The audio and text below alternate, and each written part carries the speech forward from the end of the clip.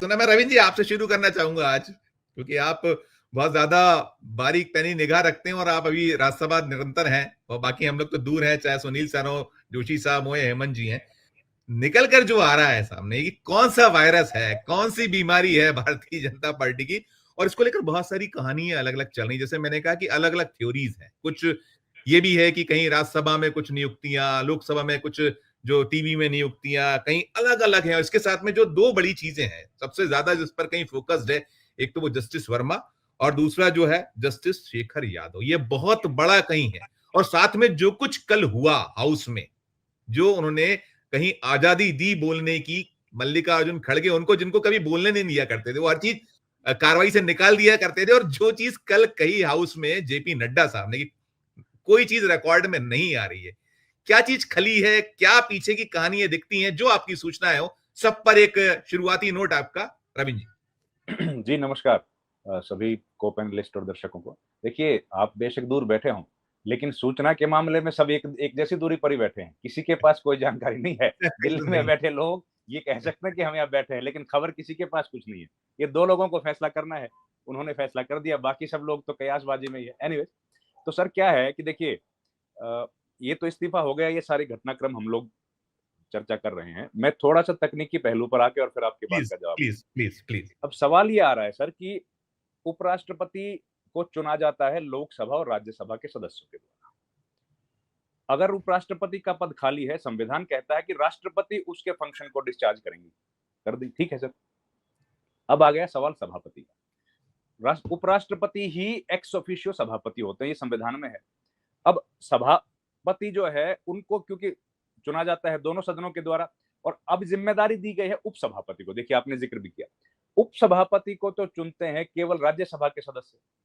तो क्या अगर उपसभापति ही डिस्चार्ज करेंगे उनकी ड्यूटीज, तो कितने दिन तक करेंगे? क्या वो सारे जिम्मेदारियां वो भी उपसभापति उनका भी निभा शायद सकते? 2 महीने में कार्यकाल खत्म होने वाला है, जो मुझे पता है शायद 2 महीने उनका भी अगले हो खत्म जाएंगे। होने वाला है। नहीं, जी। वो भी है सर, लेकिन सवाल ये है कि वो कितना कर सकते हैं, क्योंकि अगर किसी भी व्यक्ति को ड्यूटी डिस्चार्ज करने के लिए दिया जाता है, उसको असीमित अधिकार तो मिलते नहीं है, उस पहले वाले व्यक्ति के सीमित अधिकार मिलते हैं। अब राज्य सदन जो है, सदन में कई बार हम लोग देखते हैं नोटिस जो दिए जाते हैं, उनका फैसला चेयर करती है। अब चेयरमैन की तो गैर हाजिरी है। उपसभापति भी रेफर किसको करते हैं? चेयरमैन को। चेयरमैन है नहीं, तो ऐसी स्थिति में कितने दिन तक आप इसको चलाएंगे? संचालन तो किया जा सकता है, लेकिन सब इससे संबंधित फैसले जो हैं वो चेयरमैन को करने होते हैं। तो अब चेयरमैन की गैर हाजिरी में क्या अब वाइस चेयरमैन ही देश में नए चेयरमैन बन गए हैं?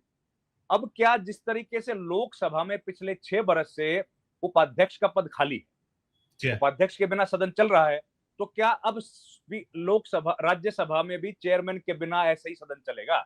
ये एडहोकिज्म को शुरू करने के लिए ही, और उपराष्ट्रपति के बिना कौन से काम रुके हैं इस देश में? तो क्या अब उपराष्ट्रपति का चुनाव हम लोग तो कह रहे हैं होगा, क्या ये सरकार उस तरफ बढ़ रही है कि अब उपराष्ट्रपति की जरूरत ही नहीं है? संविधान में टाइम बाउंड नहीं लिखा है सर, उसमें लिखा as soon as possible election करवा लो। अब एज सुन एज पॉसिबल तो कितना भी हो सकता है, उसमें सीमित तो है नहीं समय। तो क्या एक पहला तो ये पहलू।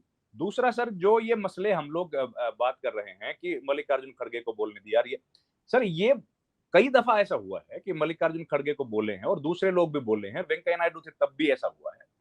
ये प्लान्ड है।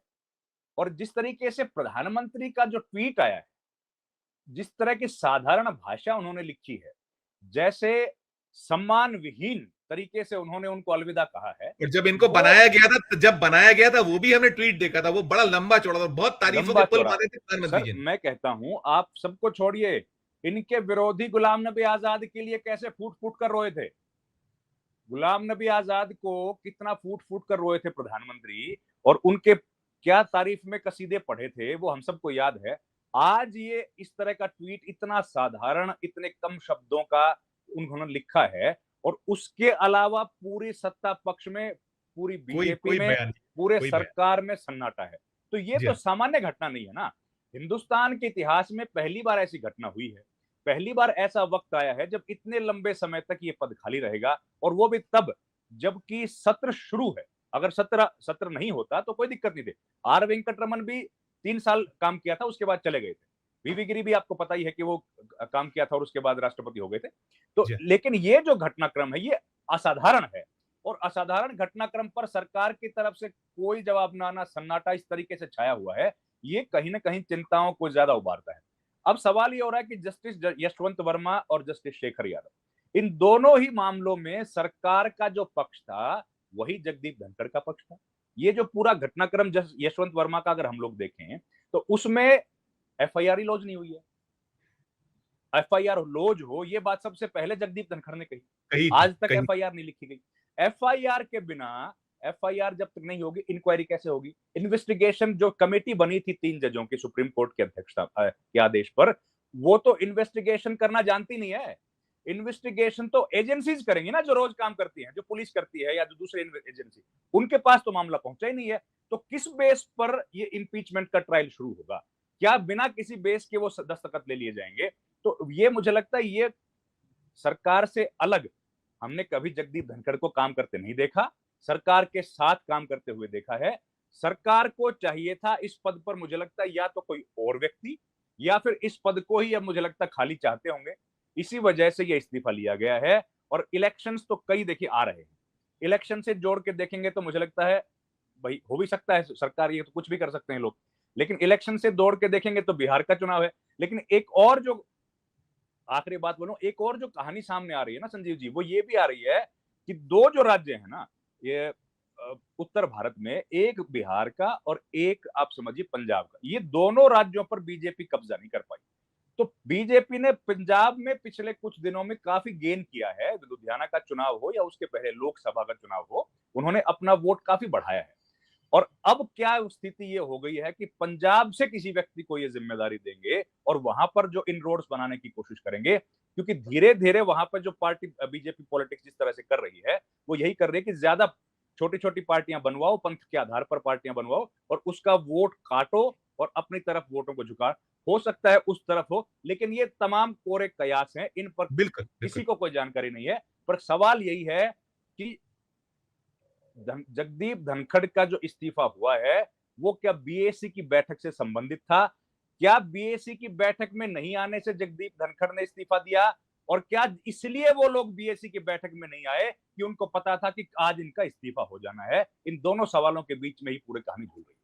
रवि सर, अब सम अप आपसे करूंगा। 2-3 बातें। एक तो जो कहीं हमने देखा था कि अमित शाह साहब, कभी अगर देखें पिछले 1.5-2 महीने का, बल्कि 1 महीने 20 दिन का समय की शुरुआत होती है अमित शाह साहब का रिटायरमेंट प्लान, फिर आता है डॉक्टर मोहन भागवत जी का 75 साल और जो है आप अपने जो आने वाली पीढ़ी को अवसर दीजिए, फिर गडकरी साहब के बहुत सारे बयान और फिर ये कांड। तो ये जो सारी चीजें हैं, अब क्या प्लान बी क्या है? क्या आपको खेती किसानी, क्योंकि इन्होंने तो घोषित किया नहीं था अपना रिटायरमेंट प्लान, तो घोषित किया नहीं था, बीमार थे, सब कुछ था, लेकिन कहीं ये प्लान कर रहे थे सारी चीजें। और दूसरा इसी में मैं चाहूंगा कि नंबर गेम अब क्या कहता है? क्या मोदी और शाह जैसा चाहेंगे? जब उपराष्ट्रपति का जब होगा, तो जो आपका लोकसभा और राज्यसभा दोनों का नंबर गेम क्या है कि आप बहुत आसानी से पा जाएंगे? क्योंकि पिछली बार तो मार्केट अलवा को इन्होंने हरवा दिया था, हारी थी उस समय, थोड़ा डिफरेंट स्थिति थी कि तब आप आपका नंबर गेम में बहुत आगे थे आप। दोनों पर आपकी अंतिम टिप्पणी रविंद्र जी। सर 75 वर्ष की आपने बात जो कही है, भाई संभावना तो ये भी हो सकती है ना कि कोई व्यक्ति ऐसा हो सरकार में जो राष्ट्रपति बनने से पहले 2 साल उपराष्ट्रपति बनने का अनुभव लेना चाहता हो। मोदी जी का नाम आ रहा है, अपन खुल के बात कर लेते हैं, वो भी ये भी आ रहा है, अपन सीधी बात करें। लेकिन मोदी जी क्या, मोदी जी इस टेम्परामेंट के हैं, उपराष्ट्रपति को सीधे राष्ट्रपति वाला पद चाहिए, उपराष्ट्रपति जैसा पद कहाँ चाहिए? अनुभव लेने के लिए, जी अनुभव ठीक कोई है, लेना ठीक है। चाहता हम ये सीधे खुल के ही बात करें ना, यहाँ पर ये चल रही है, देश में विमर्श चल रहा है, तो अपन खुल के बात करते हैं, 75 करिएगा। 75 जी। वर्ष का जो देखिए समय है। खैर देखिए, एक बात बिल्कुल सही है सर कि जगदीप धनखड़ का जो, अगर उनकी कोई लेगेसी होगी, लेगेसी लिखेगा, उनके बारे में डिटेल्स लिखेगा, तो जाहिर है उनको जो संसदीय मर्यादाएं थी उनको कॉम्प्रोमाइज करना ही उनकी जो फुटनोट है और उनकी हेडलाइन है, उसी तरीके से उनको याद किया जाएगा।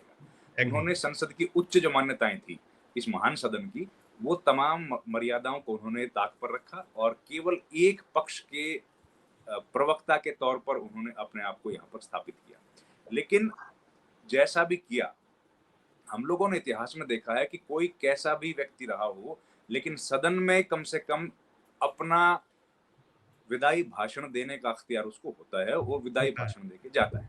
आज भी वो काम किया जा सकता था, लेकिन जो नरेंद्र मोदी का ट्वीट आया है, उस ट्वीट से इस बात को बिल्कुल तथ्यपरक इसकी सच्चाई सामने आ गई है कि ये लिया गया इस्तीफा है, प्री प्लान्ड इस्तीफा है और उनको इस्तीफे की जानकारी दी गई है। हो सकता है उनको पूरे कागज पर साइन करवाए गए हों, हो सकता है लेटर टाइप करके बाद उनको घर भेजा गया हो और उनके साइन ले लिए गए हों। अरे पहले से भी रखा हो सकता है, ये सरकार में कुछ भी हो, पहले से ही रखा होगा, जब आपको बनाया कि एक साइन करके रखिए, ये भी संभव है। ये जो चली दूसरी बात, जहां तक स्वास्थ्य की बात है, हमने पहले भी जिक्र किया, मार्च के महीने में जब वो हॉस्पिटल में एडमिट हुए, एम्स सरकारी अस्पताल है, आज हम लोग देखते हैं अगर कोई फिल्म स्टार, छोटा मोटा भी सेलिब्रिटी अगर किसी हॉस्पिटल में एडमिट होता है तो उसका दिन में 2 बार मेडिकल बुलेटिन जारी होता है।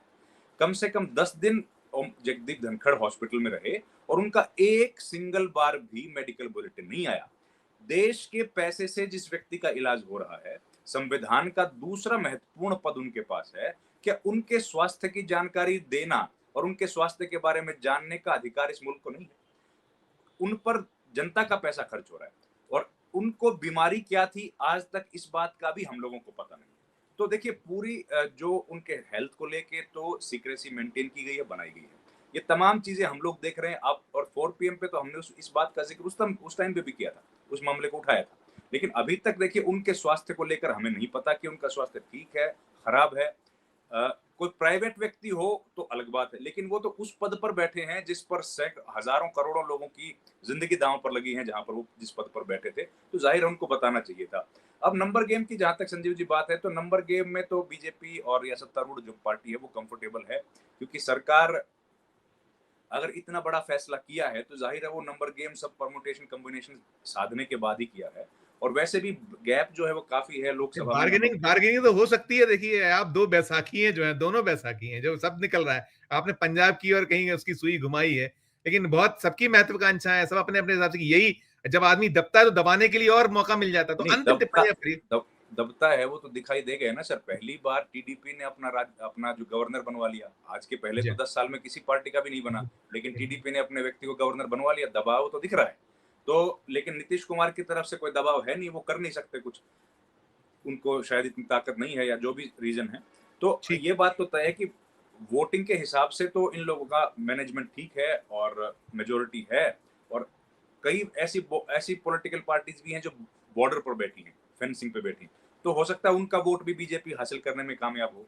और लेकिन सबसे बड़ा सवाल तो मेरी नजर में तो अभी भी यही है कि क्या वाकई में राज्यसभा जो उपराष्ट्रपति है उसका चुनाव होगा, या उसके चुनाव के बगैर ही उपसभापति उपाध्यक्ष की तरह से ही इस समय को टाल दिया जाएगा। आखिरी बात मैं कहूं, उपाध्यक्ष का पद नहीं है सर, लेकिन उपाध्यक्ष का कमरा संसद भवन में आज भी है। वो कमरा रोज सवेरे खुलता है, उसमें झाड़ू लगती है, उसकी सफाई होती है और उसको ताला बंद कर दिया जाता है। 2 सिक्योरिटी के जो लोग हैं वो उसके बाहर बैठे रहते हैं कि इसके अंदर कोई ना जाए। भाई इसके अंदर तो वो जाएगा ना जो कोई इस पद को ग्रहण करेगा। पद को ग्रहण करने के लिए कोई व्यक्ति नहीं है, तो अजीब पहरेदारी है। बिल्कुल ठीक कह रहे हैं आप।